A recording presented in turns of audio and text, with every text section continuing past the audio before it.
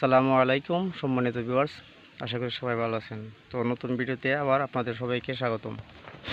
তো আজকে ভিডিও হলো ছাদে ইলেকট্রিক পাইপ স্থাপন করার জন্য যে ইলেকট্রিকের পাইপগুলো কীভাবে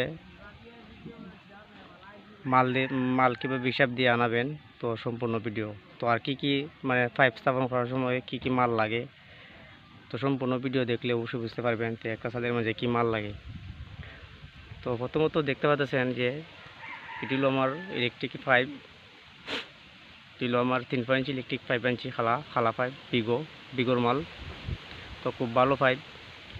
তো 3 ইঞ্চি যারা 1 ইঞ্চি আছেন 1 ইঞ্চির মাল আনবেন, যারা 1 ইঞ্চি বসাতে চান 1 ইঞ্চি আনবেন। আমি 3 ইঞ্চি আনছি যেহেতু আমার 3 ইঞ্চি প্রয়োজন। তো তারপর আনছি হলো আমি দেখতে পাচ্ছেন ইলেকট্রিক শর্ট বেন, 3 ইঞ্চি ইলেকট্রিক শর্ট বেন আনাইছি। এগুলো